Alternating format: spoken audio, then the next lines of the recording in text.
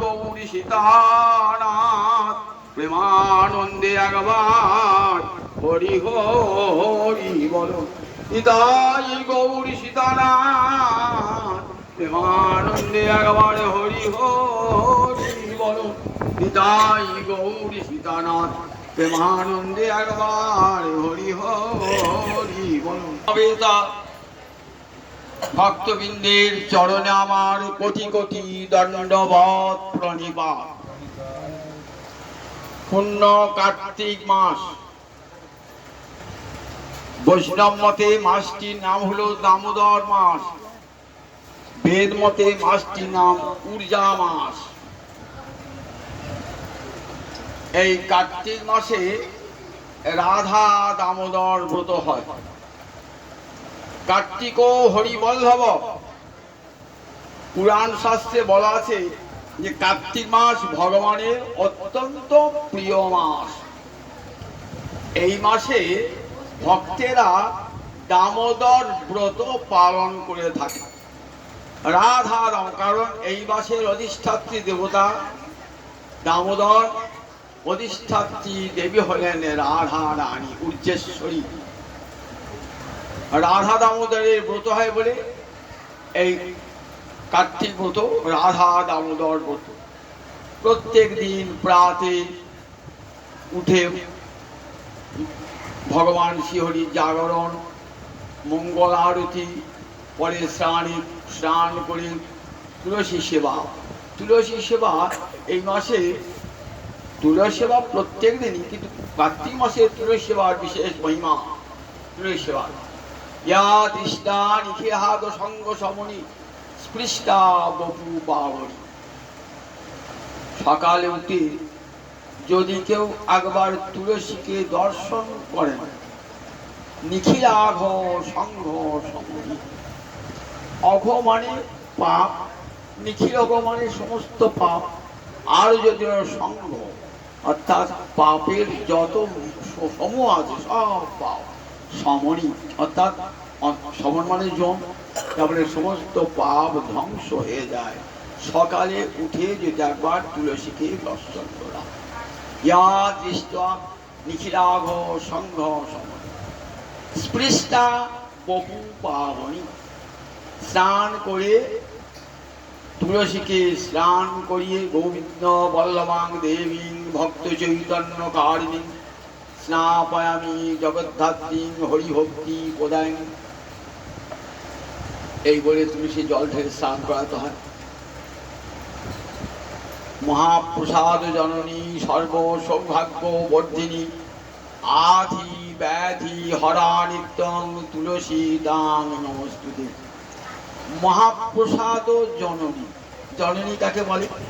যিনি জন্মদান করেন তাকে জননী বলে। তো মহাপ্রসাদে জন্মদান করেন, যতক্ষণ তুলসী না দিচ্ছেন সেটি মহাপ্রসাদ হবে। নারায়ণের গোবিন্দের যখন নিবেদন করবেন না, নৈবেদ্যে তুলসী সর্বাগ্রে, তুলসী ছাড়া গোবিন্দ গ্রহণ করেন না নৈবেদ্য। তাই যেই তুলসী পড়ল অমনি সেটি মহাপ্রসাদ হয়ে গেল। তাই মহাপ্রসাদ জননী। গোবিন্দের ভোগে তুলসী ছাড়া গোবিন্দ গ্রহণ করেন না। যেই তুলসী দিলেন সেটি প্রসাদ নয়, মহাপ্রসাদ হয়ে গেল। তাই মহাপ্রসাদ জননী। সর্ব সৌভাগ্য বর্ধিনী। তুলসী সেবা করলে কি হয়? সব দুর্ভাগ্য চলে যায়, সব সৌভাগ্য লাভ হয়ে যায়। স্পৃষ্টা বপু পাবনি বললেন, দর্শন করে তো পাপ গেল, স্নান করে যদি তুলসীকে স্পর্শ করেন বপু দেহ পাবনি, দেহটা রোগানাম অভিবন্দিতা নিরসিনী। রোগযুক্ত দেহে তুলসী স্পর্শ করবেন না, অসুচি অবস্থায় তুলসী স্পর্শ করবে না, দূর থেকে তুলসীকে প্রণাম জানান। বৃন্দাবই তুলসী দেবই প্রিয়া ওই কেশ অবশ্য চ কৃষ্ণ ভক্তি প্রদে দেবী সত্যবত্তই। তুমি কৃষ্ণ বল্লভা, হরিবল্লভা, কৃষ্ণচরণে দাস্য তুমি দান করতে পারো। হে বৃন্দা দেবী, তুমি হরিপ্রিয়ে, তোমাকে প্রণাম জানাই।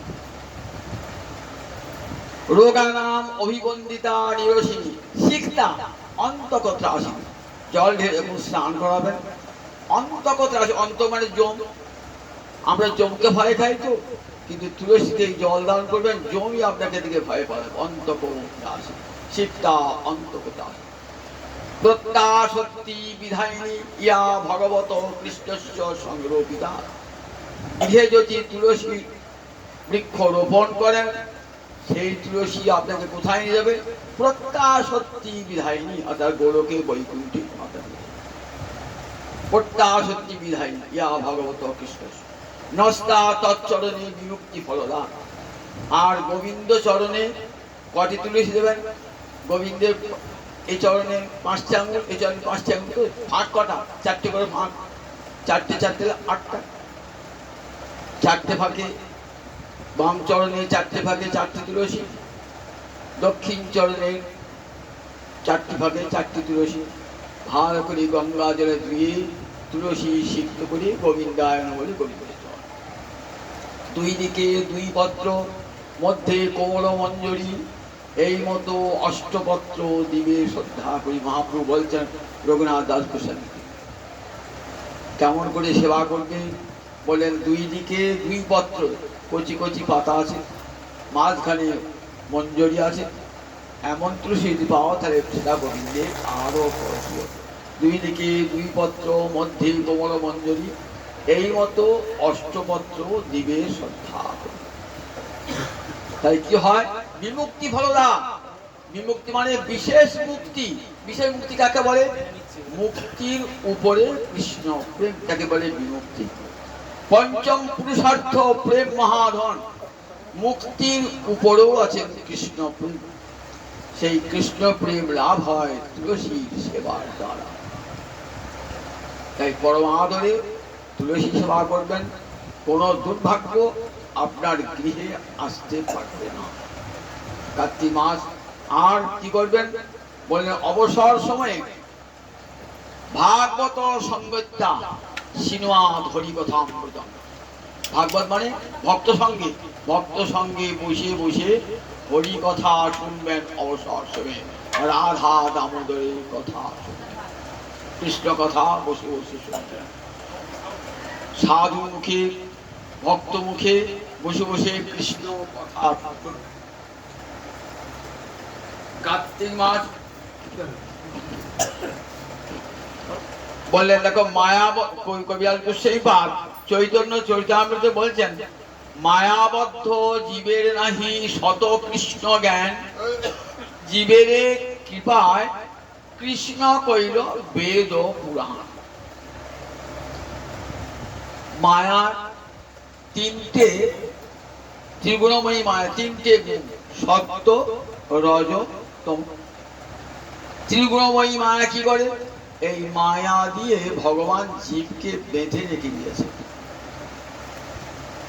সত্য রজতম প্রকৃতি সম্ভবা। এরা কি করেন? নিবদ্ধন্তি মহাবাহো দেহে দেহিরাম অব্যয়ম।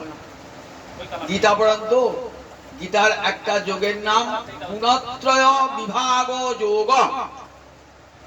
অর্থাৎ প্রকৃতির 3টে গুণ সত্য রজতম, তার বিভাগটা বলা আছে।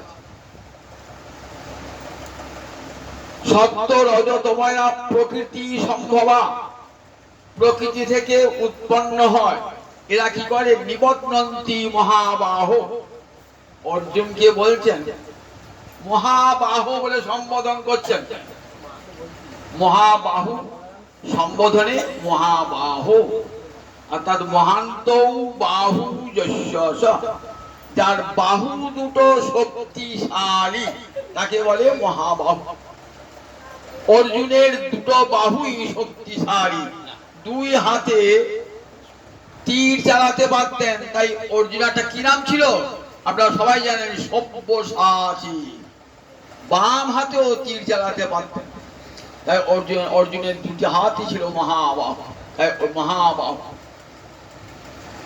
হে মহাবাহু কি করে জানো? তুমি তো অনেক শত্রু জয় করেছো। এই 3টে গুণকে জয় করতে পেরেছো? ভিতরের শত্রু জয় করতে পেরেছো? এর বশীভূত সবাই, এই 3টে গুণের বশীভূত সবাই। নিবদ্ধন্তি অর্থাৎ শক্ত করে বেঁধে রেখে দেয়। কোথায়? দেহের মধ্যে। কাকে? দেহিকে, জীবাত্মাকে বেঁধে রেখে দেয়। তাই দেহটাকে কি মনে হয়? আমি মনে হয়। দেহের সঙ্গে যাদের সম্পর্ক থেকে আমার বলে মনে হয়। আমার স্ত্রী, আমার পুত্র, আমার ঘর, আমার বাড়ি, আমি আমি অহং মমত্ব বোধ কোথা হতে হয়? বললেন এই দেহটাকে, দেহিকে দেহের মধ্যে আবদ্ধ রেখেছেন বলে দেহে অভিমান বোধ আসে, আর ঘরে দেহ এবং দৈহিক বস্তুতে আমাদের অহং মমত্ব বোধ আসে। এই মায়াবদ্ধ এমনি করে ভগবান জীবকে মায়া দিয়ে বেঁধে দিচ্ছেন, সংসার থেকে পালাবার উপায় নাই। তা আপনা থেকে কৃষ্ণ স্মৃতি আসবে না। আপনা থেকে যে কোনো জীব কৃষ্ণ ভজন করবে, আপনা থেকে কিছু কোনো মতেই করবে না। কাজী কি করবেন তখন? তা বললেন দেখো, জীবের কৃপায় কৃষ্ণ কইল বেদ পুরাণ। স্বয়ং ভগবান শ্রীহরি বেদ পুরাণ রূপে আবির্ভূত হলেন। যস্য নিঃশ্বাসিতং বেদা, বেদ যার নিঃশ্বাস স্বরূপ, গীতা ভগবানের দেহ স্বরূপ, ভাগবত বেদ বৃক্ষের ফল। এই হরিকথা শুনতে শুনতে জীবের মতি কোন দিকে যাবে? না কৃষ্ণের দিকে জীবের মতি ধাবিত হবে। যে মতি এতদিন সংসারে স্ত্রীতে, পুত্রে, অর্থে, যশে, ধনে, বিত্তে ছিল, হরিকথা শুনতে শুনতে স্মৃতি জাগ্রত হবে। অহং নিত্যং হরের দাস, আমি নিত্যকালের শ্রী হরির দাস। জন্মগ্রহণ করছি শুধু খাওয়া পড়ার জন্য নয়, আমার মানব জীবনটাকে সার্থক করবার জন্য ভগবানের করুণার দান এই মানব দেহটা। সমস্ত প্রাণীর মধ্যে শ্রেষ্ঠ প্রাণী মানুষ। তখন জানতে আমি শ্রেষ্ঠ কিসে? আমি যদি পশুর মতো আহার বিহার নিদ্রা মৈথুনে মেতে থাকি, তাহলে পশুর সঙ্গে তফাৎটা আমার কোথায়? আহার নিদ্রা ভয় মৈথুনঞ্চ সামান্য এতৎ পশু বিনরানা। আমরা গর্ব করে বলি আমি তো পশু নাই, আমি তো জন্তু নাই, জানোয়ার নাই, মানুষ। শাস্ত্র বলছেন মানুষ বুঝবো তোমাকে কেমন করে? মানুষের সঙ্গে পশুর 4 জায়গায় মিল। কি কি? আহার, নিদ্রা, ভয়, বংশ বিস্তার। আহার, নিদ্রা, ভয়, বংশ বিস্তার, এই 4টে পশুর আছে মানুষ। ক্ষুধা পেলে পশু আহার গ্রহণ করে, মানুষ আহার গ্রহণ করে। ক্লান্তি এলে পশুরা ঘুমিয়ে পড়ে। সারাদিন কুকুরগুলো মারা বাড়িতে রাতের বেলা গড়াগড়ি যাচ্ছে, নিদ্রা আসে। আহার নিদ্রা, তাহলে আমার যেমন নিদ্রা তারও তেমনি নিদ্রা। শত্রু দেখলে একটা কুকুরও ভয় খায়, বিড়ালও ভয় খায়, আমিও ভয় খাই। আমরা স্ত্রী পরিগ্রহ করে বংশ বিস্তার করি, পশুরাও করে, পাখিরাও করে, বংশ বিস্তার করে। তাহলে 4টে পশুর ধর্ম, তোমার 4টে ধর্ম। তুই বড় কিসে? একটা জায়গা বড়। কি করে বড়? ধর্ম অধিক বিশেষ। পশু ধর্মাচরণ করতে পারে না। পশু সব ইন্দ্রিয় আছে, কিন্তু একটি ইন্দ্রিয় নাই, বলেন দেখি মন নাই। মন নাই বলে তার চোখ গোবিন্দের দিকে তাকাতে পারে না, কান কৃষ্ণ কথা শুনতে পায় না, জিহ্বা হরি গুণ গান বর্ণনা করতে পারে না। কিন্তু ভগবান মানুষকে এই শক্তি দান করেছেন। চক্ষু আছে, চক্ষু দিয়ে ভগবত বিগ্রহ দর্শন করো। কান আছে, কৃষ্ণ কথা শোনো। জিহ্বা আছে, কৃষ্ণ গুণ বর্ণন করো। এমনি করে তুমি যে পশুর থেকে পৃথক এটা বোঝা। ধর্ম অধিক বিশেষ। তুমি যদি 4টেতেই মেতে থাকো, এমন সুন্দর মানব জন্ম পেয়ে একদিনও হরি বললে না, একদিনও ভগবানকে ভজন করলে না, অত গর্ব করছো আমি মানুষ। পশু বলবে তুমি আমার চেয়ে বড় কোথায় গো? তোমারও যা ধর্ম আমারও তাই ধর্ম। আমিও দেখো হরি বলতে পারি না, আমার সব ইন্দ্রিয় আছে। তোমাকে ভগবান একটা বিশেষ ইন্দ্রিয় দিয়েছেন, মন, কিন্তু সেটা পেয়েও তুমি আমাদের মতন রয়ে গেছো। তাই আমাদের চেয়ে বড় কিসে? শাস্ত্র কারু শস্ত্রের মতন তীক্ষ্ণ, কারু খাতির করেন না। বললেন ধর্মের হীরা পশুভি সমান। তুমি ব্রাহ্মণ হও, ক্ষত্রিয় হও, রাজা হও, মন্ত্রী হও, যত বড় মানুষ হও না কেন, যদি তুমি ভগবানকে ভজন না করো, ধর্মে নহিলা পশুভি সমানা, তাহলে পশু ও জাত তুমিও তাই। পশু ও জাত, পশু খাওয়া পড়ার জন্য জীবনটা অতিবাহিত করে, তুমিও খাওয়া পড়া ভোগের জন্য সংসার করছো। তাহলে দুর্লভ মানব জন্ম কি জন্য? গোবিন্দ ভজনের জন্য। তাই বলে বসে বসে সাধু মুখে হরিকথা আমরা তো ভুলেই গেছি। আমরা সংসার নিয়ে ব্যস্ত দিবারাত্র, এক মুহূর্তে বসে হরিকথা শুনবো, একটু গৌরহরিকে দর্শন করবো, গোবিন্দ দর্শন করবো, এমন দুটো সুন্দর চোখ দিলেন, সেই চোখ দিয়ে জগতের রূপ দেখে দেখে বেড়ায়। দুটো কান দিলেন, সে কান দিয়ে দিন রাত্রি পরনিন্দা পরচর্চা শুনছি। কবিরাজ গোস্বামী পাদ চৈতন্য চৈতামৃত বলছেন, হ্যাঁ গো, নয়ন দুটা পেয়েছে কি জন্যে? বংশী গানামৃত ধাম, লাবণ্যামৃত জন্মস্থান, যে না হেরে সে চাঁদ বদন, সে নয়নে কিবা কাজ পড়ুক তার মুন্ডেওয়ার, সে নয়নে রহে কি কারণ। এমন দুটো নয়ন জগতের রূপ দর্শন করবার জন্য নয়। গোবিন্দ বদন দেখো, গোবিন্দ বদন কেমন? বংশী গান রূপ যে অমৃত, সেই অমৃতের উৎস ভূমি বংশী গার অমৃত ধাম, তার আশ্রয়। লাবণ্যামৃত জন্মস্থান, জগতের যত সৌন্দর্য মাধুর্য আছে সব কৃষ্ণ বদন থেকে ধার করা, সব কৃষ্ণ বদন থেকে ধার করা। এমন সৌন্দর্য, এমন মাধুর্য, একবারে যেই হ্যাঁ রে সে রাখিবি রাতে রে। একবার যদি কেউ কৃষ্ণ বদন দর্শন করে আর সে দেখার পথে দেখে, তাহলে আর নয়ন ফিরাতে পারবে না। ব্রহ্মা বলছেন, প্রেমাঞ্জন ছুরিত ভক্তি বিলোচনেন, সন্ত সদৈব হৃদয়ে সুবিলকয়ন্তি, ইয়ং শ্যাম সুন্দরং অচিন্ত গুণ স্বরূপং, গোবিন্দং আদি পুরুষং তমহাং ভজামি। গোবিন্দকে দেখতে হয় কোন চোখ দিয়ে? প্রেমের কাজল মাখা নয়নে। এই প্রেমের কাজলটা কে মাখিয়ে দেবেন? গুরুদেব মাখিয়ে দেবেন। প্রেমাঞ্জন ছুরিত ভক্তি বিলোচন। এতদিন তো কৃষ্ণ দেখতাম, কিন্তু তখন কৃষ্ণ দেখতাম তো গুরু মন্ত্র নিয়ে নাই, গুরুদেবের কাছে দীক্ষা নিলাম, তখন দেখলাম আহা আমার গোবিন্দের এত গৌর হরির এত। প্রেমাঞ্জল ছুরিত ভক্তি বিলোচন, সন্ত সদৈব হৃদয়ে সুবিলোচন। সাধুরা সব সময় হৃদয়ে দর্শন করছেন সেই শ্যাম সুন্দরকে। তাই দুটি নয়ন গোবিন্দ দর্শন করবার জন্য। কৃষ্ণের মধুর বাণী অমৃতের তরঙ্গিনী, তার প্রবেশে নাহি যে শ্রবণে, কানা করি চিত্র সম জানি হোসে শ্রবণ, তার জন্ম হইল অকারণে।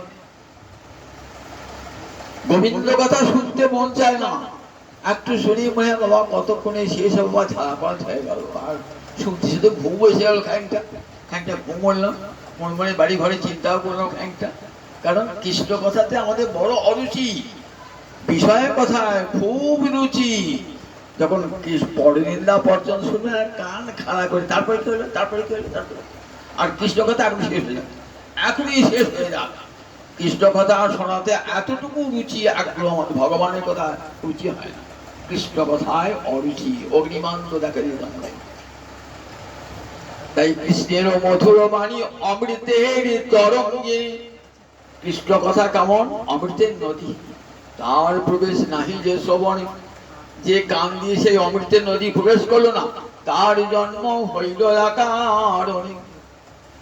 তার জন্মটা বৃথা, বৃথা জন্ম। তাই বলেন সাধুমুখী বসে বসে হরি কথা শ্রবণ করুন, কীর্তন করুন। পূর্ণ কার্তিক মাস হরিবল। এই মাসে, এই মাস এত পূর্ণ মাস, এই মাসে মা যশোদা গোপালকে বেঁধেছিলেন, তাই এই মাসে এত মহিমা। একটা স্তোত্র আছে, তাকে দামোদরাষ্টকম বলে। এই স্তোত্রটিকে রচনা করেছেন সত্যব্রত মণি, ধ্যানে দর্শন করছেন। মা যশোদার অঙ্গনে উদুখলে বাঁধা গোপাল। 8টা শ্লোকে স্তব করেছেন।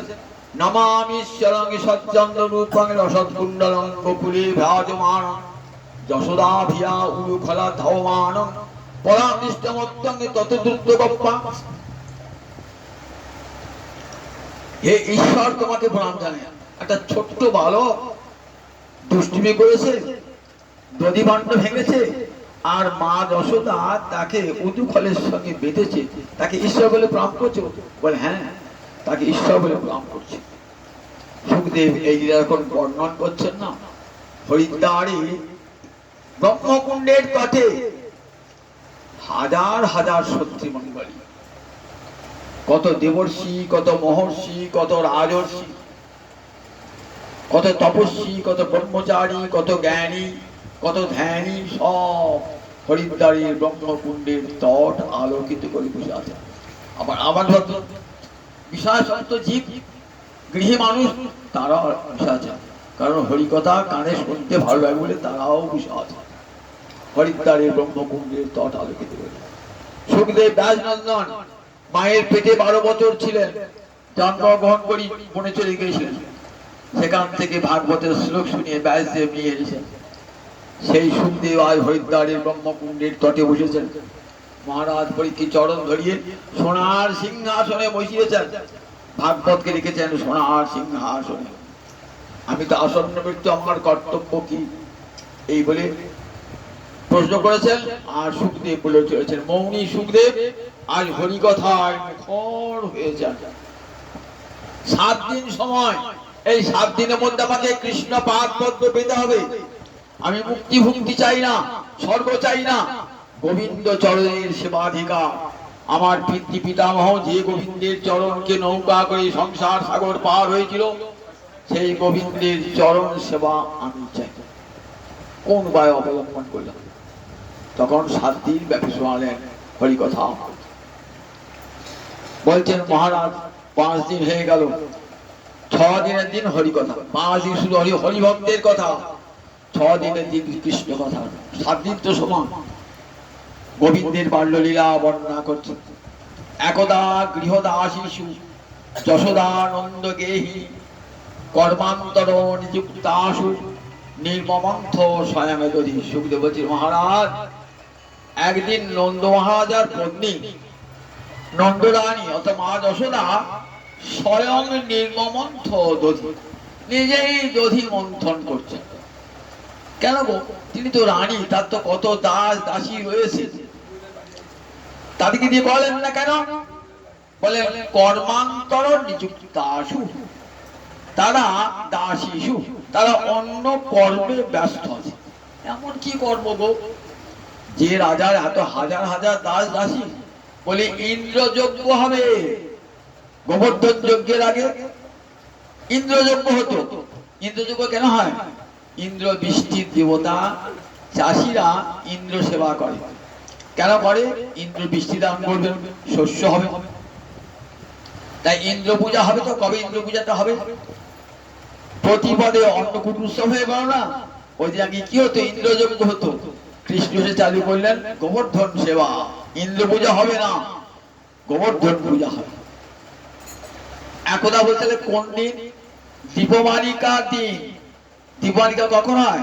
দীপমালিকা কালী পুজোর আগের দিন, অমাবস্যার আগের দিন দীপমালিকা। রামচন্দ্র 14 বছর পর অযোধ্যায় ফিরে এসেছেন, ঘরে ঘরে আলো জ্বলেছে, তাই দীপাবলি উৎসব। আবার সব পিতৃপুরুষ হয়ে এসেছিলেন জল নিতে, পিতৃপক্ষে এসেছিলেন, তো তারা সব ফিরে যাবেন। তাদেরকে 14 শাক খাইয়ে 14 ভুবন পার করে 14 ব্রহ্মাণ্ড পার করে 14 পুরুষকে ওই বাতি দেখে 14 প্রদীপ দান করে বলে যাও তোমরা আবার পিতৃলোকে ফিরে যাও। আবার নরকাসুরকে বধ করে যখন এলেন, ইন্দ্র সংবাদ পেলেন যে নরকাসুর নিহত হয়েছে, তখন পরম আনন্দ হলো। কেন? ওই নরকাসুর স্বর্গে নিয়ে এসেছিল অন্ধকার অত্যাচার করে। নরকাসুরের নিধন সংবাদ পেয়ে আবার দেবলোকে আলো জ্বলে উঠলো, সর্বত্র আলো জ্বলে উঠলো, আনন্দে আলো জ্বলে উঠলো। এই কারণে আমাদের দীপাবলি উৎসব হয়ে থাকে ঠিক কালী পূজার আগে। ওই দীপাবলিকার দিনই দাম বন্ধন হয়েছিল, অর্থাৎ দেওয়ালির দিন মা যশোদা বন্ধন করেছিলেন গোপাল। এটা কোথায় পেলাম আমরা? ভাগবতী কিন্তু বলেছে একদা। এই একদাটা ব্যাখ্যা করলেন শ্রীজীব গোস্বামী পাদ গোপাল চম্পু বলে তার কাব্যে। চম্পু বলে সংস্কৃত সাহিত্যে এক প্রকার কাব্য আছে, গদ্য পদ্য ময়ং কাব্য চম্পু ইত্যবিধি হতে, যে কাব্যটি গদ্য এবং পদ্য দিয়ে আছে, বিশাল গোপাল চম্পু। সেখানে বললেন কোন দিন না, দীপমালিকার দিন, দেওয়ালির দিন। সেদিন কর্মান্তর নিযুক্ত আসুন, দাসীরা সব ইন্দ্রযজ্ঞ হবে বলে ব্যস্ত আছেন সবাই কাজে। মা রোহিণীতে ছিলেন, মা রোহিণীতে নাই কেন? মা রোহিণী আছেন, বলরাম আছেন, মা রোহিণী তো যশোদার সঙ্গে থাকতে পারতেন। বললেন না, মা রোহিণী নিমন্ত্রণে খেতে গিয়েছেন। কোথায়? নন্দ মহারাজার দাদার নাম কি ছিল? উপানন্দ। উপানন্দের বাড়িতে উৎসব, নিমন্ত্রণ করে গেছেন, সেখানে গিয়েছেন বলরামকে সঙ্গে। মা যশোদা স্বয়ং নির্মমন্ত দধি, নিজ হাতে দধি মন্থন করছে। কেন? আরো একটি কারণ। আচ্ছা, আমার গোপাল আমার ঘরে নবলক্ষ ধেনু, 9 লক্ষ, একটা দুটো নয়, 9 লক্ষ ধেনু, তার মধ্যে 7-8টি গাভী আছে পদ্মগন্ধি, তার দুধ গোপাল খেতে ভালোবাসে। এমন সুন্দর ননি হয়, লোকের বাড়ি ননি চুরি করে কেন? সবাই বলে তো ছেলেটা চোর হয়ে গেল ছোটবেলা থেকে, রাজার ছেলে চোর। মার শুনতে শুনতে মায়ের কান ঝালা পালা হয়ে গেছে। তাহলে মনে হয় বাড়িতে দাসীরা তৈরি করে তো ননি বোধহয় ভালো হয় না, আমি নিজে হাতে ননি তৈরি করব। মা নিজ হাতে ননি তৈরি করে, অপরের কাছে খেয়ে সুখ হয় না। এই মায়েরা কি জান, আমার ছেলেকে আমি নিজ হাতে খাওয়াবো। মায়ের তো অভ্যাস না, স্বয়ং নির্মমন্ত দধি। তার দধি মাখন তুলতে গেলে সকাল সকাল উঠতে হয়। কার্তিক মাস, তখন একটু শীত পড়েছে। মা যশোদা কি করছেন, ভোরবেলায় উঠে ওই দধি মন্থন করবে, মাখন তুলবে। সকাল বেলা হলে আর মাখন উঠবে না। মা কি করবেন, ওই 7-8টি গাভীর, পদ্মগন্ধি গাভীর যে দুধ আছে, সেই দুধ থেকে মাখন তুলছে। মাখন তুলছেন, কিন্তু গোপাল তো মাকে ছাড়বে না, বিছানায় শুয়ে আছে গোপাল, মাকে জড়িয়ে ধরিয়ে শুয়ে আছে। মা যতবার উঠতে যাচ্ছেন না, গোপাল ভাজ করে মা কোথায় গেল, মা কোথায় গেল, ঘুম ভেঙে যাচ্ছে, বারবার ঘুম ভেঙে যাচ্ছে। আর মা যশোদা কপাল চাপিয়ে চাপিয়ে আয়রে ঘুম, আয়রে ঘুম, আয়রে ঘুম পড়াচ্ছে। গোপালে মুক্তি একবার দেখছে, মা ছেড়ে আসছে না। গোপালে এমন সুন্দর বদন, নীল পদ্মের মতো বদনখানা, ছেড়ে আসতে পারছেন না। অথচ গোপালের সেবার তো জন্য ননি চায়। তাই মা কি করছেন, ধীরে ধীরে ধীরে ধীরে গোপালকে ঘুম পাড়িয়ে, গোপালে ঘুমটা যেই মায়ের হাত ছেড়েছে না, আবার গোপালে ঘুমে গেছে, আবার গোপালে ঘুমে গেছে, আবার মা চাবি চাবি ঘুম পাড়াচ্ছে। আস্তে আস্তে কি করলেন, একটা বালিশ দিয়েছেন। গোপাল ভাবছে বালিশটাই মা জড়িয়ে ধরে আছে। আস্তে আস্তে নামছেন মা যশোদা, আস্তে আস্তে নামছেন, ধীরে ধীরে নামছেন। কি নামবেন কি, গোপালের মুখটি দেখে তো আসতে মনে হচ্ছে না। একবার তাকাচ্ছেন গোপালের দিকে, আবার এগিয়ে আসছেন, আবার গোপাল জাগলো কিনা, এসে ঘরের বাইরে এসে বারান্দায় এবার দধি মন্থন করছে, স্বয়ং নির্মমন্থন। কেমন গোপালের মায়ের রূপটা কেমন? যারা বাৎসল্য রসে গোপালকে ভজনা করেন না, তাহলে কি করে ভজনা করতে হবে? মায়ের আনুগত্যে, মা যশোদার আনুগত্যে গোপাল সেবা করতে হয়। স্বয়ং মা গোপাল, গোপালের মা সাজলে হয় না। মা যশোদার আনুগত্যে সেবা, বৈষ্ণব ধর্মী আনুগত্যের ধর্ম। সবসময় মনে রাখবেন, আমি গোপালের মা হয়ে গেছি না, তুই মা যশোদার আনুগত্যে সেবা করবি। তাহলে মা যশোদার আনুগত্যে সেবা, মা যশোদার বাৎসল্য রসে আশ্রয়। তাহলে মা যশোদার মূর্তি খালি মনে আঁকা চাই তো। কেমন মা? বলেন মা তো একটু স্থূলাঙ্গী, মোটা সোটা। সকালে উঠেছেন তো, উঠে স্নান টান করেছেন, খুব মঙ্গ বাস ও পৃথু কোটি তটি, একটা সিল্কের কাপড় পরেছেন খৌবঙ্গ বাস শুধু মায়ের কোমরটি একটু মোটা সোটা, তাই কি করেছেন সিল্কের কাপড় পরেছেন তো বারবার আলগা হয়ে যাচ্ছে, তাই সূত্র একটা দড়ি দিয়ে ভালো করে বেঁধেছেন, ওই কাপড়টাকে দড়ি দিয়ে বেঁধেছেন যাতে খুলে না যায়। রৌদ্র আকর্ষণ করছেন আর দধি মন্থন করছেন, মা দধি মন্থন করছেন। আচ্ছা গোপালকে যে দেখতে পাচ্ছেন না মা, গোপালকে দেখতে পাচ্ছেন না মা, তাহলে গোপালকে ছেড়ে মা আসেন কেন? বলছি গোপালের চেয়ে যদি বেশি কিছু পাওয়া যায় তাহলে নেবেন না, তাহলে গোপালের চেয়ে বেশি কি না, গোপালের নাম গোপালের চেয়ে বেশি। তখন ভালো চরিতা আনি বলেন গোপালের চরিত্র গান করতে করতে মা দধি মন্থন করছে। আচ্ছা তখন গোপালের চরিত্র গান পেলেন কোথায়? তখন তো বিদ্যাপতি চণ্ডীদাস তো জন্মান নাই, যারা পরবর্তীকালে কৃষ্ণ গুণগান গেছেন বিদ্যাপতি চণ্ডীদাসেরা, তখন জন্মান নাই। তা বললেন ভাটেরা, গ্রাম্য ভাট, ভাট মানে চারণ কবি, তারা কি করতেন, তার দেশ কালের সাময়িক ঘটনা নিয়ে না তার গান বান ছড়া বানতেন, গ্রামে গ্রামে গেলে ঘুরে বেড়াতেন, দু চারটি করে পয়সা আদে হতে তার জীবিকা ছিল। তাহলে চারণ কবি বা ভাট বলতো, চারণ কবি বিচরণ করতে করতে ছড়া গাইতে গাইতে যায়।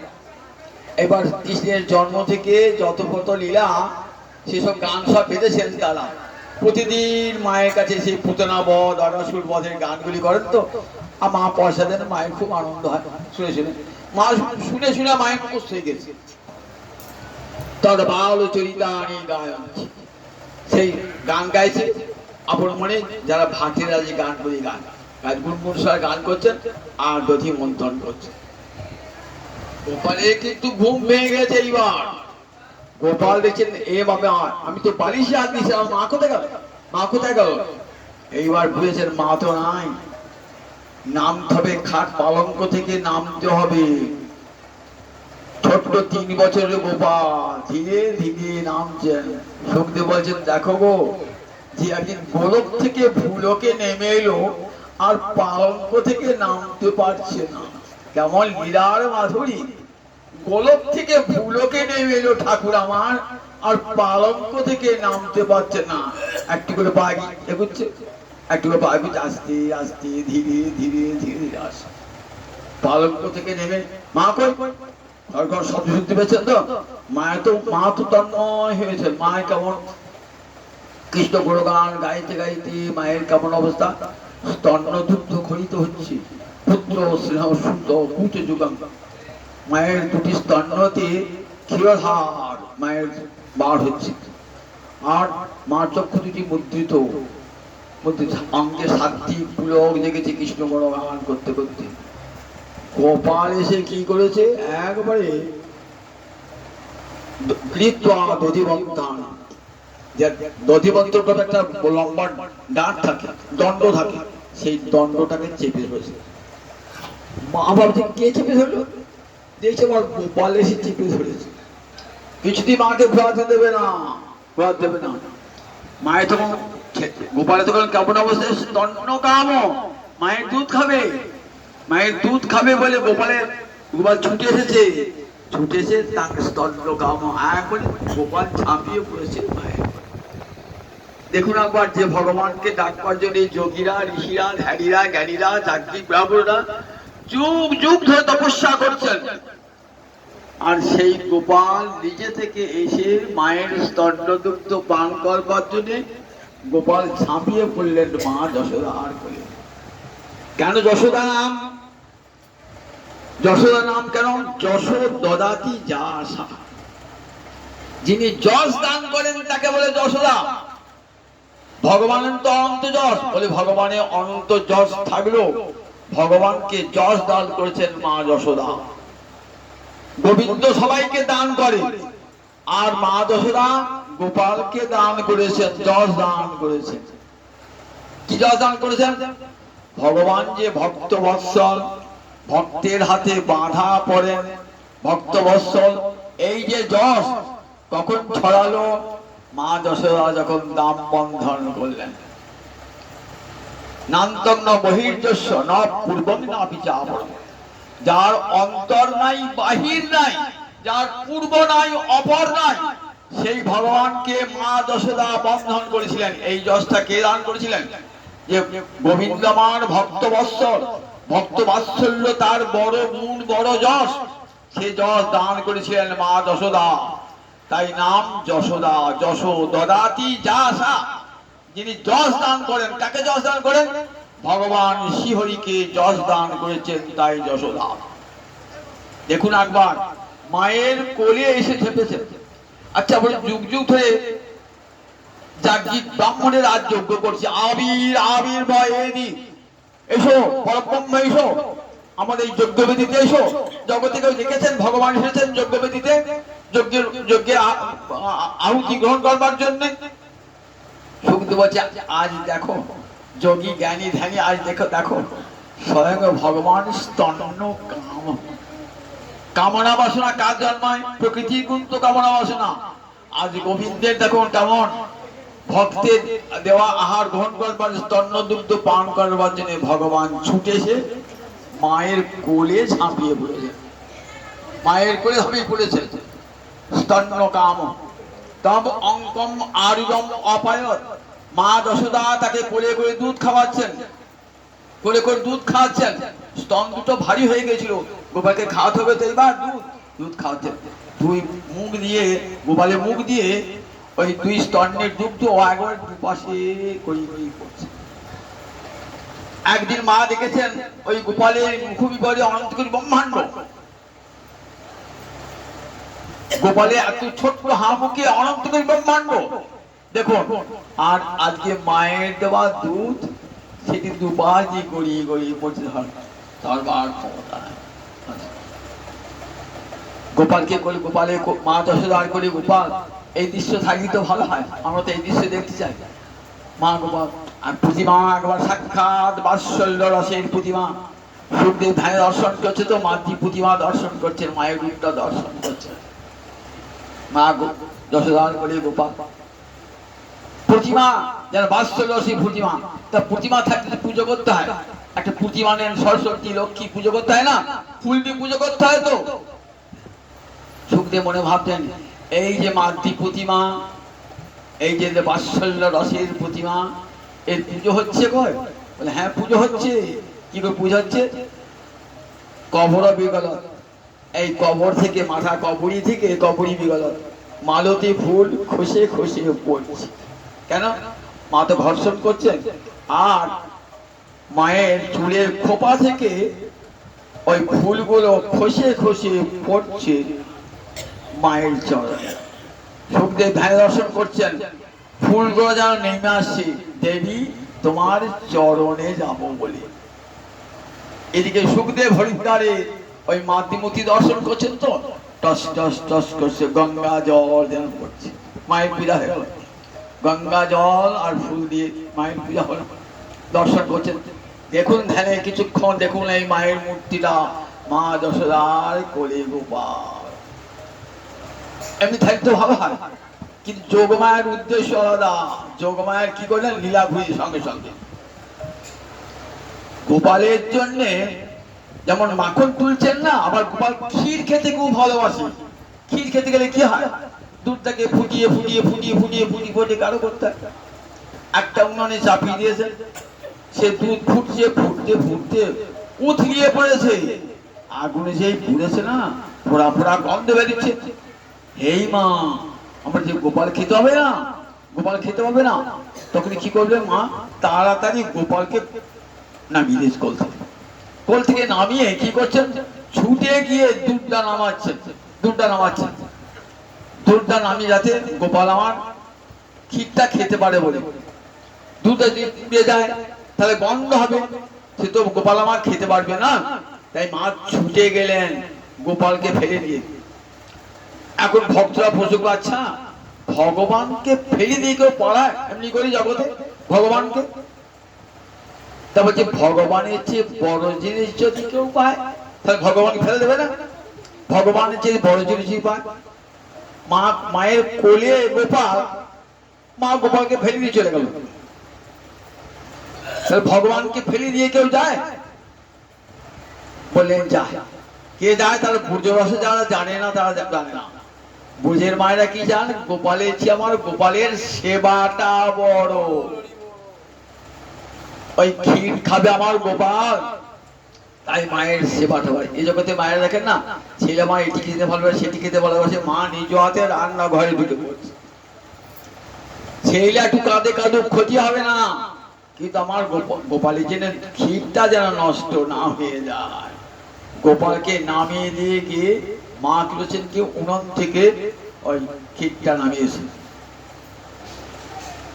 তা মা গোপালকে সঙ্গে নিয়ে গেলেন না কেন? গোপালকে সঙ্গে যেতে পারছেন তো, তার দুদোষ হতো না।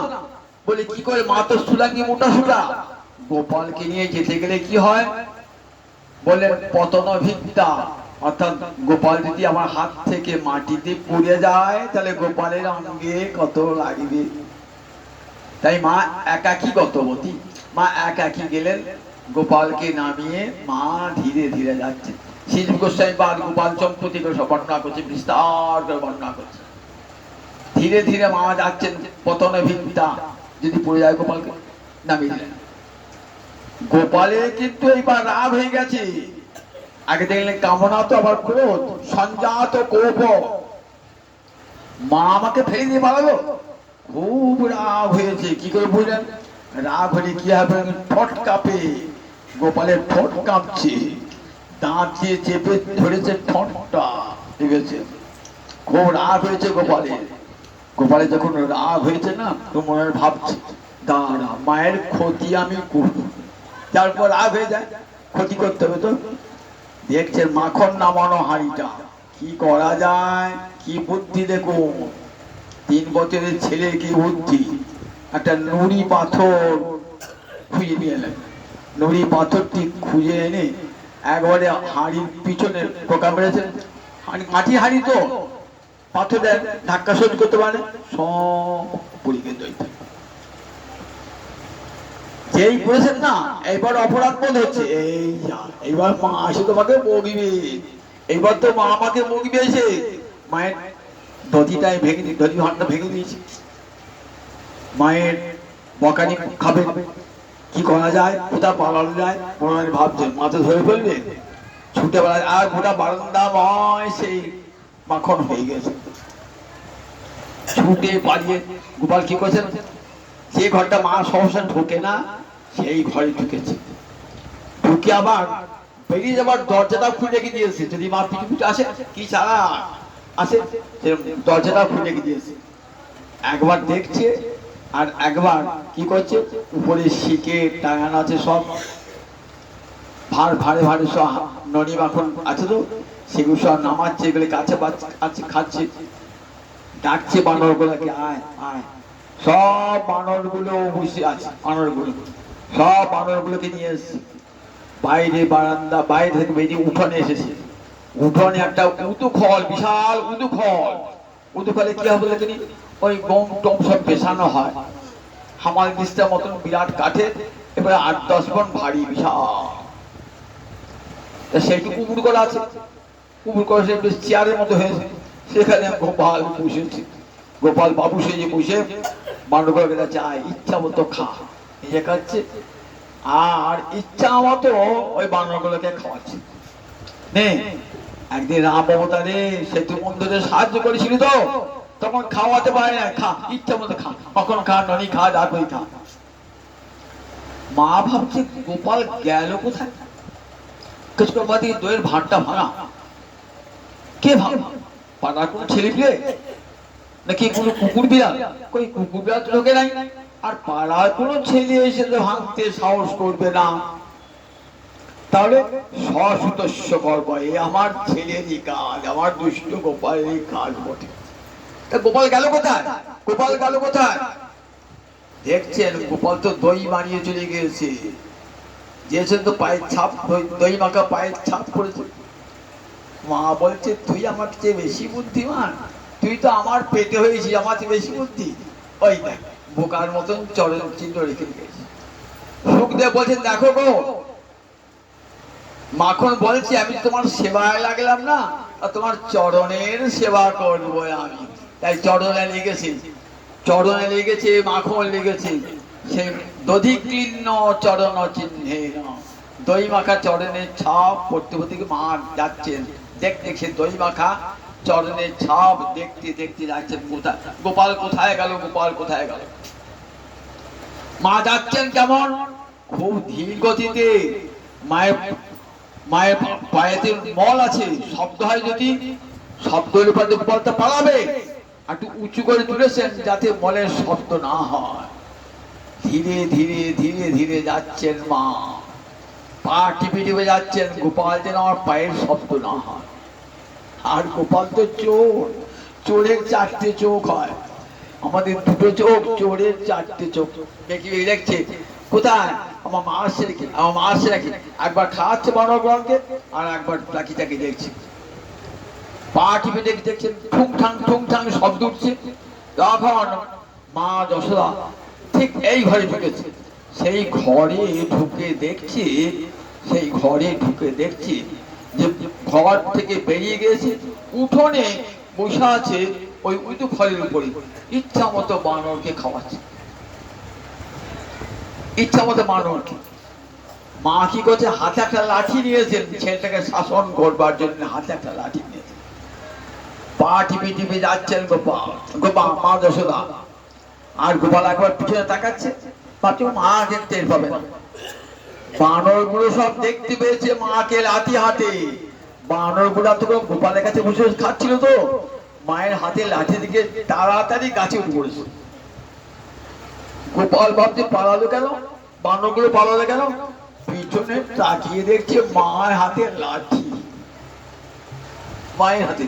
দেখেছে, নমামি স্বয়ং সজ্জন্ম কুণ্ডলং গোকুলে ভ্রাজ যশোদা ভিয়া উদুখলা ধাবমানং। যশোদার ভয়ে উদুখল থেকে উঠে ছুটে পালাচ্ছে। যার ভয়ে চন্দ্র কাঁপে, যার ভয়ে সূর্য কাঁপে, যার ভয়ে বরুণ কাঁপে, রুদ্র কাঁপে, আর সাক্ষাৎ যম কাঁপে, আর সেই ভগবান মায়ের ভয়ে কাঁপছে। এখনই মা ধরে পালাবে। মা ছুটছে, ধরো দেখি আমার মা ছুটছে, গোপাল ছুটছে, ধরো দেখি আমাকে। গোপাল তো ছোট্ট পারে ছেলে ছুটছে, আর মা তো মোটা সুতা ছুটবে কেন, গোপাল ছুটতে পারে। ছুটছে ছুটছে, মায়ের কেমন অবস্থা কি বললেন, মায়ের মাথার খোপা থেকে চুলগুলো সব, মায়ের ফুলগুলো সব ছড়িয়ে ছিটিয়ে পড়ছে। সুখদেব বলছেন, দেখো যদি গোপালকে ধরতে চাও তাহলে ওই মায়ের পদাঙ্ক অনুসরণ করো। ফুলগুলি যারা বলছে এই পথ দিয়ে এসো, তবে এই মা যে পথ দিয়ে গেছে এই পথ দিয়ে গেলে গোপালকে পাবে। গোপাল ছুটতে পেয়ে যাবে কাছারি বাড়ি। রাজা তো, রাজাদের কাছারি বাড়ি থাকতো। কাছারি বাড়ি কি করে, সমস্ত প্রজারা আসেন, তাদের সব অভাব অভিযোগ জানান, আমার এখানে রাস্তা হয় না, এখানে কল হয় না, আমরা খেতে পারি না, আমার বাড়ি নাই, ঘর নাই, জানাবেন তো রাজার কাছে। কাছারি বাড়ি খোলা থাকে। গোপাল ভাবছে আমার মা তো কাছারি বাড়িতে আসে না, অনেক পুরুষ আসে, মা তো আসে না, এই কাছারি বাড়িতে ঢুকে পড়ি। গোপাল তো বুদ্ধি, ছেলে ভগবান হলে কি হবে, ছেলে মানুষ তো, আজ তো কাছারি বাড়ি বসবে না। কেন, নন্দ মহারাজ নিমন্ত্রণ করতে বেরিয়েছেন ইন্দ্রযজ্ঞের জন্য, কাছারি বাড়ি বন্ধ। মা তার কাছে বাড়ি ঢুকবেন। মা কি করছেন, ধীরে ধীরে কাছে, ঠিক গোপাল গিয়েছে, দেখি সব ঘরের দরজা বন্ধ। এই মা বোধহয় ধরে ফেললেন, এইবার দেখ গোপাল যাবি কোথায়, দেখ আমি কাছারি বাড়িতে এসেছি তোকে ধরে বললি। গোপাল ছুটছে, মাও ছুটছে, ছেলের সঙ্গে ছুটে ছুটে পারে, গোপালও ছুটতে পারছে না, ছুটছে ছুটছে ছুটছে, মাও ছুটছেন। দেখো সাধনা না করলে ভগবানকে পাওয়া যায় না। দেখাচ্ছে দুর্গঙ্গা পথস্থল অভয় বদন্তি, ভগবানকে পাওয়ার সাধনা কি কঠিন সাধনা। দেখো মা ছুটছেন গোপালকে ধরবার জন্য। বলছেন দেখো হরিদ্বারে ব্রহ্মকুণ্ডে তীরে শত শত যোগী ঋষি তপস্বী ধ্যানী খাড়া, কান খাড়া করে শুনছেন। ওই বাবা, এই গোয়ালিনী ভগবানকে ধরবে? আমাদের তপস্যা প্রেরিত যে মন, সে গোবিন্দের কাছে যেতে পারে না, যত বাচ নিবর্তন অপ্রাপ্য মনুষা সহ। আর সেই গোপাল ভগবানকে ধরবে একটা গোয়ালিনী, যার কিছুই নাই, যার যোগ জ্ঞান ধ্যান তপস্যা কিছুই নাই, ধরবে কি করে? সুখদেব বলছেন মহারাজ হ্যাঁ ধরবে ধরবে, শুনুন একটু ভালো করে কান পেতে, একটু বাদেই গোপাল ধরা পড়বে। জ্ঞানী জ্ঞান সাধনে কোনোদিন গোপালকে ধরতে পারবেন না, যোগী যোগ সাধনে কোনোদিন ব্রাহ্মণকে গোপালকে ধরতে পারবেন না। ওহে যাজ্ঞিক ব্রাহ্মণ যত যজ্ঞ করো না কেন কোনদিন যজ্ঞেশ্বর শ্রীহরিকে তোমরা পাবে না। তপস্বী যত তপস্যা করো যত বেদ পাঠ করো পাবে না। ওই গোয়ালিনী ধরবে রাখো, বেঁধে রাখবে রাখো। এইবার আর গোপাল কাছারি বাড়ি গিয়ার পথ খুঁজে পাচ্ছে না। এইবার গোপাল কেমন, গোপালের মুখটা কেমন, এইবার তো মা ধরে ফেলবে। মা ছুটে গিয়ে কি করেছেন, ডান হাতটা দিয়ে বাঁ হাতটা দিয়ে গোপালের ডান হাতটা ধরেছেন, আত্মযষ্টি হাতে একটা লাঠি নিয়ে, তোকে আমি শিক্ষা দেবো আজকে। আরে গোপাল ভাতটা কে ভাঙলো? আমি ভাঙি নাই। তুই ভাঙি না, কে ভাঙলো তাহলে? মা তুই ছুটতে গেছো তো, ও ছুটে এসে তো পায়ের বল লেগে, ও আমার পায়ের বল লেগে ভেঙে গেল, বেশ তাই হলো, পায়ের বল লেগে ভেঙে গেল। আচ্ছা এই বানর গুলোকে খাওয়াচ্ছিল কে? আমি খাওয়াই না, কে খাওয়াচ্ছিল? অসৌজেন বিনির্মিত, এই বানরগুলো যিনি সৃষ্টি করেছেন সেই সৃষ্টিকর্তা খাওয়াচ্ছেন, নিজে সৃষ্টিকর্তা, এই সৃষ্টিকর্তা খাওয়াচ্ছিলেন।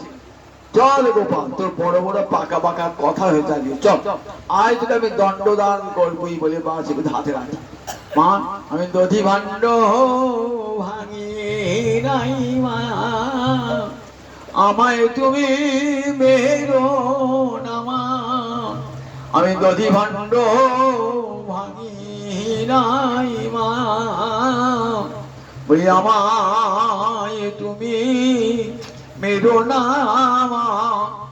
মা লাঠিটা ফেলে দাও, মা লাঠি ফেলে দাও, পা তো জস্টিং মাটি ফেলে দাও, মা ফেলে দাও।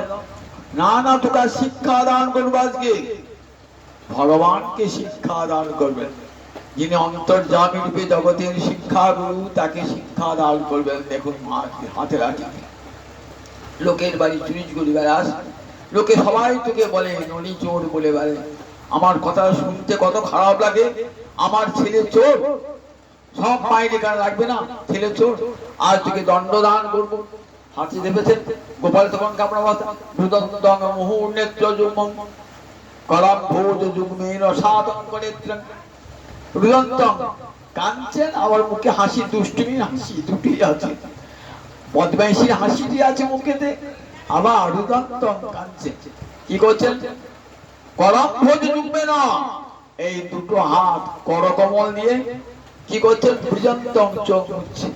একে তো কালো গোপাল মুখখানা, মায়ের দেওয়ার কাজল করে মুখখানা আরো কালো, আর মুখে হাসি চোখে কান্না। এই দর্শন করে বলছেন, কে বলছেন? সত্যবতী উনি বলছেন আমি চাই না স্বর্গ চাই না, আমি মুক্তি চাই না, আমি মুক্তি চাই না। ওহে গোপাল তোমার এই সুন্দর বদন খানা আমার হৃদয়ে যেন চিরকাল জাগ্রত থাকে, এই মুখখানা যেন আমি দেখতে পাই। বরং দেব নমঃ শীঘ্র, আমার মুখে আগ্রহ নয়, তোমার এই গোপাল বাপু আমি যেন যুগ যুগ ধরে জন্ম জন্মে হৃদয়ে দেখতে পাই। আর তোমার এই সুন্দর হাসি মাখা কান্না মাখা মুখখানা যেন আমি দেখি। আমার স্বর্গ চাই না, মুক্তি চাই না, কিছুই চাই না, যেন যুগে যুগে তোমার দেখতে পাই। গোপাল মা যশোদা কি করবেন? গোপালকে তো মামা ছেড়ে দাও, মামা ছেড়ে আমার খেলা বন্ধ হয়ে যাবে। দাঁড়া তো খেলা তো বন্ধ করবো, জন্মের মতো খেলা বন্ধ করবো। ছেলে স্কুলে না গেলে পড়া না করলে মা বলে না বেঁচে রাখবে, তোকে যেতে বেঁচে তো খেলা বন্ধ, সব আসা বন্ধ, শ্রীরাম সুরাম আসা বন্ধ করবো, আসা বন্ধ করবো। তুই এত দুষ্ট হয়েছিস, দাঁড়া তুই ছাড়বো কি, তোকে বেঁধে রাখ। কি দিয়ে বাঁধবেন গোপালকে? মায়ের কাছে দড়ি নাই তো, মায়ের ওই খোপা বাঁধা দড়ি আছে, খোপা বাঁধা দড়ি, সেই দড়ি একটা খুলে ফিতে গোপালের পেটে যাতে না, নরম রেশমি ফিতে তো, সেই ফিতেটা দিয়ে মা গোপালের পেটে বেঁধেছেন। তার সঙ্গে ওই উদু ঘরে যে সরু দিকটা বেঁধেছে, কিন্তু হচ্ছে না তো, এইটুকু পেট বটে কিন্তু হচ্ছে না কেন? 2 আঙুল কম পড়ে যাচ্ছে। আবার একটা দড়ি দিলেন, আবার একটা দড়ি দেন, গিট পারলেন, আবার মানতে গেলে আবার 2 আঙুল। এ বাবা, 3 আঙুল নয়, 4 আঙুল নয়, 1 আঙুল নয়, যতবার কিছু 2 আঙুল, 2 আঙুল। আর সব পাড়ার মেয়েরা এসে দেখছি, বলেছে দেখো আমরা বললে মা রাগ করে যে আমার ছেলে চোর নয়, আজ এবার নিজের ঘরে চুরি করেছ তো একবার মার টেক পেয়েছে। গোপাল যে কত দুষ্টু, কত বদমাইশ, কত চাই, মাছ বুঝে গেবা হাসাহাসি করছে আর গোপাল চোখ পাকাচ্ছে। দাঁড়া, যখন ছাড় পাবো এই হাস্য আমি দেখে রাখছি, তোমাদের ঘরে ঢুকে ভাঁড় ভাঁড়বো আর বাছুরগুলোকে ছেড়ে দেবো, দুধ খেয়ে নেবে, যাও মথুরাটে দুধ বেশো না। মনে মনে ভাবছি, সবাই ভয়ও খাচ্ছি, সব মেয়েরা ভয়ও খাচ্ছি। দিয়ে বলছে একটু দরিদ্রদের চুল থেকে দড়ি দেয় না, না দেবো না, কারণ আবার গোপাল থেকে রাখছি, সব কে দিচ্ছে দড়ি, আমার ঘর থেকে এনে দেয়। তোর ঘর থেকে একটা একটা করে নিয়ে দড়ি নিয়ে আসছে, যত 100 হাত দড়ি হয়ে গেল। এইটুকু পেট গোপালে প্রতিকূলের সঙ্গে বাঁধবি, যতবার বাঁধতে যাচ্ছেন 2 আঙ্গুল, 2 আঙ্গুল, 2 আঙ্গুলই কম করছে। মা ভাবছেন আর তো আমি গোপালকে বাঁধতে পারবো না। কেন বাঁধতে? কি ভগবানের শক্তি এসে হাজির, সত্য সংকল্পতা শক্তি। আমি বাধা পড়বো না, আমার খেলা হবে না। এখনই খেলার সাথী শ্রীরাম সুরাম এসে ডাকবে, কইয়ে ভাই কাদাই বলে খেলতে পারবো না তো, আমি বাধা পড়বো না। পড়বে না প্রভু? সঙ্গে সঙ্গে বিভূতা শক্তি। মা দেখছি এইটুকু পেট, কিন্তু বিভূতা শক্তি পেটটা বাড়িয়ে দিচ্ছেন, যতবার সে 2 আঙুল কম, ততবার সে 2 আঙুল কম। মা ভাবছেন আর হবে না। মায়ের কেমন শীর্ণ গাত্রায়া, তখন মা ঘাম বার হচ্ছে, মায়ের অঙ্গ দিয়ে ঘাম বার হচ্ছে, বিশ্বস্ত কবরস্থ, মাথার চুল সব আলু থালু হয়ে গেছে, ফুলের মালা করে সব পড়ে গেছে। মায়ের এত পরিশ্রম, ঘাম বার হচ্ছে, মা আর পারছেন না। আমি আর গোপালকে বাঁধতে পারলাম না, গোপালকে বাঁধতে পারলাম না। তখন কৃপা শক্তি এসে হাজির, কৃপা শক্তি, সমস্ত শক্তি রানী হলেন কৃপা শক্তি। কৃপা শক্তি এসে বললেন দেখ সব চলে যা, সর্বকতা বিভূতা শক্তি সব চলে যা। আমার ঠাকুরকে যখন মা বাঁধবে বলেছেন তখন বাঁধবে। কৃপা শক্তি বৃন্দাবনে কৃপা শক্তি সব জয় জাগ্রত হয়ে রয়েছে। বৃন্দাবনের মাটি যেমন গুণ না, একবার গেছেন মাটিটি গায়ে মাখেন না, সব কৃপার আধানি সমস্ত কৃপা বর্ষিত বৃন্দাবনে কৃপা শক্তি জাগ্রত হয়ে রয়েছে। কৃপা শক্তি এসে হাজির, সঙ্গে সঙ্গে কি করলেন ভগবান? কৃপায় আসি দৃষ্টা পরিশ্রম সমাতু ছিন্ন গাত্রায়া, দরদর করে মায়ের ঘাম বার হচ্ছে, মুখময় ঘাম, মায়ের ক্লান্তি দর্শন করে দৃষ্টা পরিশ্রম, মায়ের পরিশ্রম দর্শন করে কৃপয়া আশিত সাবধানে, কৃপা করে বন্ধনগ্রস্ত হলেন ভগবান। কেন 2 আঙ্গুলি কম পড়ছিল কেন? শ্রী বার ব্যাখ্যায় বলছেন কেন যেন 2 আঙ্গুলি কম পড়ছিল। বললেন দেখো, সাধক সাধনা করে 1 আঙ্গুলি এগিয়ে যাবে, আর ভগবান করুণা করে 1 আঙ্গুলি নেমে আসবে। সাধন ছাড়া তো ভগবানকে পাওয়া যাবে না, আর সাধনা করলে ভগবানকে পাওয়া যাবে না যদি ভগবানের করুণা নেমে না আসে। এই সাধনাই চাই, করুণাও চাই, এমন সাধন করতে হবে যেন ভগবানের করুণা নেমে আসে। সাধনা করে সাধক এগিয়ে যাবে, যত দুঃখ কষ্ট পরিশ্রম হোক না কেন, সাধক সাধনা করতে করতে ভাববে আর তোমাকে পেলাম না প্রভু, আর তোমাকে সাধনায় পেলাম না, তুমি যদি কৃপা করে ধরা দাও। শ্রুতি বলেছেন না, ভগবানকে পাওয়া যায় বলে জমেই বই সুমিতে তিনই বলভ্য, তিনি কৃপা করে যাকে বরণ করেন। নায়মাত্মা প্রবচন লভ্য ন মেধয়া ন বহুনা সুতেন জমেই বৈষ বিনুতে তিনই ব্রহ্ম। বললেন তাকে প্রবচনের দ্বারা পাওয়া যায় না, শাস্ত্র জ্ঞানের দ্বারা পাওয়া যায় না, মেধার দ্বারা পাওয়া যায় না, তাহলে কেমন করে পাওয়া যায়? তিনি যাকে কৃপা করে বরণ করেন তিনি তাকে পান। আজ কৃপয়া আসি সবধানে, আর অন্য কোন মাকে কৃপা করলেন কৃপয়া আসি সবধানে, মা তো ভক্ত কৃপা কৃপা করে বন্ধন করছিলেন। জগৎ জীবকে দেখালেন দেখো আমাকে বাঁধতে পারে কে?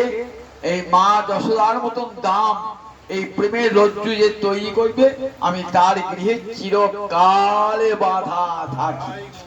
ভগবানকে বাঁধতে গেলে মা যশোদা দেখালেন, দেখো ভগবানকে তো বাঁধা যায় না, ভগবানকে বাঁধবার একটা দড়ি তোমরা তৈরি করো ঘরে ঘরে, গুরু কৃপা লাভ করে কৃষ্ণ প্রেমের রজ্জু তৈরি করো।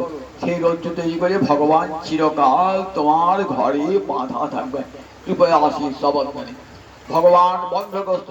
যে ভগবান মায়ার যে ভগবানের উপাসনা করলে জীব মায়ার বন্ধন থেকে মুক্তি পায়, আর সেই ভগবান বন্ধনহীন যিনি, আর তার বন্ধন দশা অপূর্ব রূপ জগৎকে দেখাচ্ছেন। দেখো ভক্ত বাৎসল্য কেমন, ভক্তের গুণে আমি ধরা পড়ি, ভক্তের কাছে আমি বাধা পড়ি।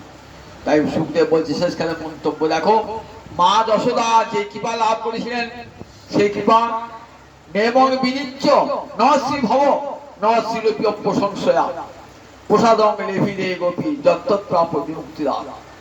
বলেন দেখো ব্রহ্মা এমন কৃপা লাভ করতে পারেন নাই, এই প্রসাদ লাভ করতে পারেন নাই, মহাদেবও পারেন নাই, লক্ষ্মী দেবীও পারেন নাই। আজ মা যশোদা গোবিন্দের কাছে যে অনুগ্রহ যে কৃপা লাভ করলেন, এমন করে বন্ধনগ্রস্ত হলেন মায়ের কাছে, জগৎ জীবকে দেখালেন দেখো আমাকে বাঁধা যায় একমাত্র প্রেমের দড়ি দিয়ে বাঁধলে পরে বাঁধা থাকে। ভাগবতীর পরম শিক্ষা এই দামবন্ধন ক্রিয়া। ভগবানকে যদি ঘরে ঘরে বাঁধতে চান তাহলে এই প্রেমের রজ্জু তৈরি করুন একমাত্র চোখের জলে। গোয়ারিনী মা যশোদা তার ধ্যান জ্ঞান তপস্যা যজ্ঞ বেদ পাঠ শৌচ আচার সংস্কার কিছুই নাই, চোখের জলে মুখ ভাসিয়ে ভালোবেসে গোপালকে নিজের ঘরে বেঁধে রেখে দিয়েছেন চিরকালের জন্য।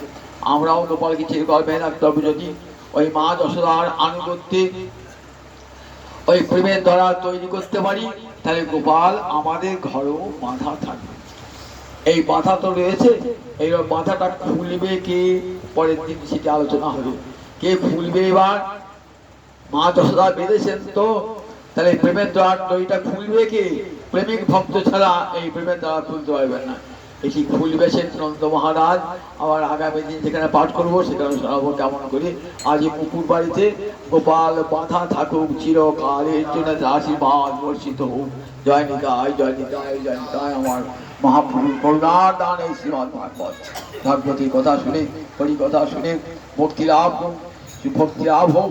আর সেই ভক্তি দ্বারা ভগবান শ্রী হরিকে বেঁধে আপন ঘরে জয় নিতাই জয় নিতাই।